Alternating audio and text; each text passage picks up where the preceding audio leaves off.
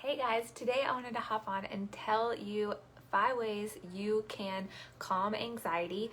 My name is Emily Vermillion and I'm a certified life coach, and I wanted to give you guys some tips on this subject because I myself deal with anxiety. I know what it's like to be negatively impacted by it, to be stuck by it, ruled by it, all the things by anxiety. It can be very debilitating.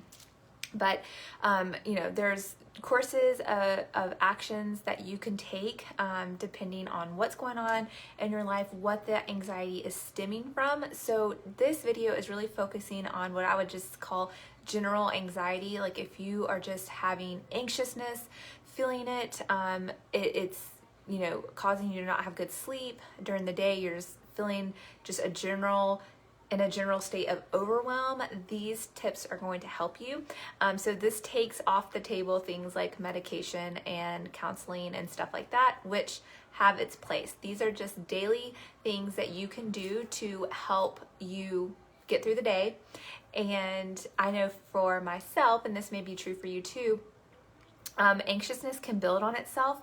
And I have noticed in my own journey that if I allow anxiousness to pervade too much of my daily life, it kind of leads me into a depressive state, because I know what it's like to deal with depression too. So me trying to do these daily things, especially when anxiousness is like there and I'm walking in it, they help battle that and then allow the ability or the momentum of it to just stop and not get progressively worse or lead to other issues like depression. So without further ado, the first one I want to tell you is to get active. You're going to hear this all the time, but it's so true because when you are being active, you are releasing endorphins into your body, and endorphins help counter cortisol. Cortisol is the stress hormone, and it is the hormone that's running through your blood when you are feeling anxious. It's a stress response. It's a response to stress that our body releases to help mitigate that. But having too much cortisol in your body can have negative effects and make anxiousness and stress worse. So cortisol is really only should be there when you're in fight or flight mode, but if you're in a prolonged state of anxiousness or depression, it builds and it just causes other issues like prolonged anxiety. So get active. It doesn't mean you have to do some like huge crazy workout, like literally walking. My rule of thumb is anything for 30 consecutive minutes. So 30 minutes is a good benchmarker. Anything less than 30 minutes, you're going to get a little bit of a rush from it, but it's not going to have a prolonged or super impactful effect on you. So doing 30 consecutive minutes is where it's at. But hey, if you've got 10 minutes here, 10 minutes there, 10 minutes here, that adds up to 30 minutes for the day, and that's going to help. But consecutive is kind of where the sweet spot is. So if you can do 30 minutes consecutively, that's good. Go outside, walk around your house. Like literally, you can get your steps in inside your house.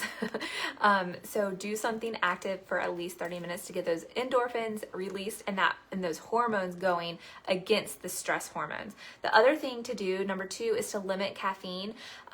Y'all, this is a game changer for me. And I will say I need to limit my caffeine, but now because I've kind of ramped back up, just from the holidays and being so off my like normal schedule. But I'm telling you, when you cut back on caffeine, you will notice a huge improvement in your anxiety, like an insane amount. So whether you're getting your caffeine from coffee or you're getting your caffeine from soda, or green tea, like teas have caffeine in them as well, figure out that source. That chocolate, if you're a chocoholic, that has caffeine, which will increase anxiety. I'm telling you, caffeine naturally increases your heart rate, which increases your breathing rate, which gives you institutes an anxious response in your body. Okay. So I know for me, like if I have coffee and then don't eat, if too long of a period goes after I drink my coffee, I will start to physically get anxious. Like even, the shakes almost. And I start feeling like, I just call it squirrely, like, and it's just all that caffeine. So limit caffeine, I'm telling you, will make a humongous impact on your anxiety. Like, it's wild. Number 3, deep breathing. So I call this the 4 square method because I think of a square when I'm counting. So this deep breathing exercise is so helpful. You can do it when you're sitting in traffic and you get anxious on the highway. I do that. You can do this at your desk when you're getting overwhelmed with emails or tasks that you have to get done. You can do this at any point. It literally takes nothing but you just counting in your mind. So the key is to breathe in for 4 counts. Hold it for 4. Breathe out for 4. So you breathe in, hold, breathe out. Breathe in, hold, breathe out. And you count to 4 each time. So I'm telling you, this lowers your heart rate. It helps you get oxygen to your blood, and it really oxygenates your brain. So it kind of kicks your brain back into gear, because I don't know if you've noticed this, but when you're in an anxious state, thoughts come in and out like rapid fire, like boom, boom, boom, boom, boom. In your mind's all over the place. You're thinking about dinner, you're thinking about lunch, you're thinking about folding clothes, you're thinking about sending that email, you're thinking about making that call. It's like all the different things are just ping pong, ping pong, ping pong, ping pong. So when you do this deep breathing, it oxygenates your brain. Kind of think of it as like another kickstart, okay? It just kind of reactivates you. That oxygen to your blood is going to give you energy. It's going to make you feel calm. So that's really where that deep breathing comes in, and it lowers your heart rate. So when you're in an anxious state, your natural heart rate is going to be beating faster, which amplifies the anxiousness and makes the effect of anxiousness last longer. So when you're breathing in deep and breathing out deep, it's slowing all that down, and you will feel so much better. So I try to do that breathing, that deep breathing 5 times in a row. Do it as many times as you want, but 5 has been a magic number for me. Okay, number 4 is meditative prayer. So this is something that really is helpful when you are memorizing Bible verses, and you can just say them over and over and over again to yourself. That's what I call meditative prayer, or just simply praying. Pausing and praying. Like praying does not have to be a ceremony. It doesn't have to be in a specific time or place or any of that. You can talk to God all day long, as much as you want, in whatever context, in whatever environment you're in. So for me, I know, like, when I just start reciting truth over my life, I'm fearfully and wonderfully made. You know, I have all the strength I need, you know, through Christ who strengthens me.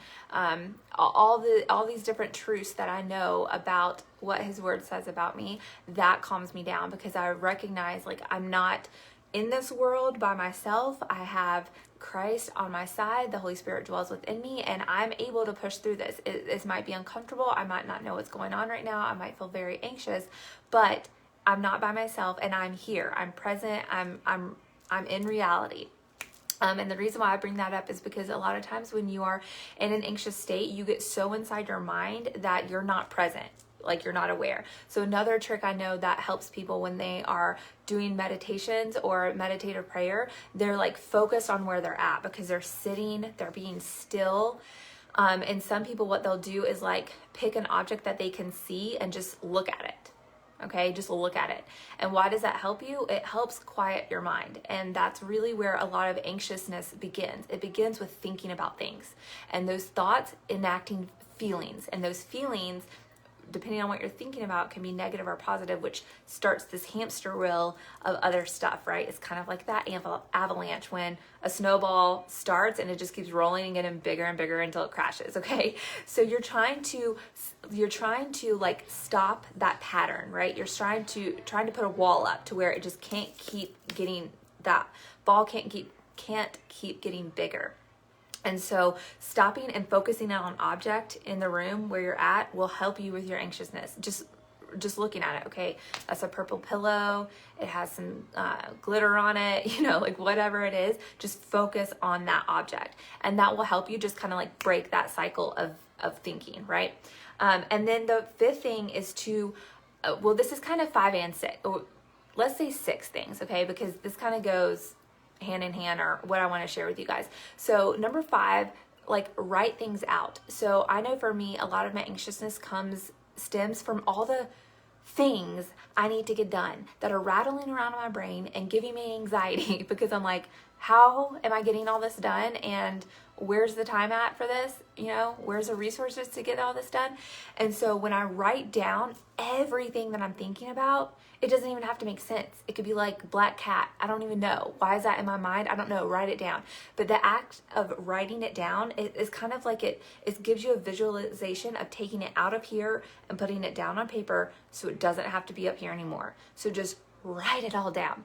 And that's what helps me daily, like using a planner, a physical planner. Like I use a planner in my phone to keep up with appointments and things like that. But having my physical calendar planner is so much better for me because it's like the action of physically writing it, crossing it off, checking it off, or just getting it out of my brain is so soothing and will help your anxiousness. Believe me, it will. It doesn't even have to be related to tasks or responsibilities. It could just be what's worrying you. Like, so-and-so is sick and not doing good. I'm worried about XYZ, because just write down these thoughts that you're having that are just going around in a circle. That helps you visualize it. And then what I like to do is, beside where I write down these things, I like to write beside of it, what's to be grateful about that situation. So even if it's that someone's sick, but they're getting like treatment right now, or they have me to talk to, I can check up on them, like whatever it is that's positive, that can be positive even for that situation. And the other good thing about this is, once I brain dump all of that, below it, I'll even just write out, what am I thankful for? It doesn't have to be related to the list up top. Those are all your thoughts. You're getting them out of here and getting them out of your mind and putting them on paper. And then below that, I'll just immediately write the things that I'm grateful for. Because when you are thinking about gratitude is, scientists have done this, have studied people who have depression and anxiety, and when they've given them like what part of their brain is activated. So they'll take an image of their brain just in their normal state of anxiousness or whatever they're going through. And when we're operating in those mindsets, different parts of our brain are functioning. So what they found is, when they image people's brains in their anxious state, and then they had them write down everything that they're grateful for, they would re-image their mind, and different parts of their brain would be activated. And this helped counterbalance what they were feeling before. So they always typically felt much better after completing that exercise. So an attitude of gratitude is truly medicine for you. And God is always providing that gratitude in our lives, because through Him, so much of what is good in our life is there. And even if you're going through a difficult time, the gratitude is that you're not going at it alone, and you can trust in God's provision that all of this ancillary stuff that's negative or causing you angst or worrying you is going to work together for good and is not in vain. Okay, so there's something positive coming from it. And that gratitude will surely soothe your soul and help that anxiousness feeling. And then what I want to add to this is a bonus tip. Bonus tip is, you have to mitigate what you are watching and listening to. The news is a horrible place right now. It's horrible. I don't care what side of the fence you're on. I don't care what network you're watching. It's all baloney. And it's not healthy to constantly inundate ourselves with negative, with these huge issues that are just at times leaving us thinking this will never get right. This could never be righted. And so it makes us feel hopeless. And I don't know about you guys, but I'm not in the business of feeling hopeless. The Holy Spirit dwells within me, and I'm about hope. So if it requires me turning off the news, I'm turning off the news. If it means I'm not listening to, secular music, then I'm going to turn that off, and I'm just going to listen to worship music. So be mindful of what you're consuming. If Instagram is making you angry or Facebook is making you angry, don't get on them. Like, give yourself a detox time. And what I've found is, like, just set a time during the day, like from X to X, 7 to 8, I don't touch any technology. I don't see any screen, nothing from 7 to 8. And even that hour break is going to re-energize you. If you need to take a week off, a month off, a year off, delete your account, do it. You know what is like aggravating you or triggering you to think negatively about yourself, about your situation or about the world in general. And we don't have to live in hopelessness. And a lot of that feeling, a lot of hopelessness comes from comparing and comparison and being told this story over this story. There's a lot of junk in the world, but there's a lot of good in the world, but we are not given a lot of those good stories. And so I would just encourage you guys to guard your mind and your heart against things that are negative, harmful, causing you to misstep in how you are feeling about things. I could be feeling on top of the world and then feeling like, oh yeah, like I'm so thankful for, my job, my house, things. I'm just feeling so blessed and so just thankful, God, thankful for what you're doing in my life right now. And then I can get on Instagram and see some person that's got something that I don't have, and I think, what the freak? Like, I want that. Why can't that happen to me? No, it takes you right back to this terrible place, right? So guard your heart. Guard your heart. And only you can do that, right? So people can't tell you or manage, well, there is like lots of crazy censorship going on, but only you can decide, am I picking up this phone? Am I going to turn on the news? Am I going to look at this profile? Only you get to decide that. So be sure to guard your heart against things that trigger you to get into negative feeling about yourself, your situation.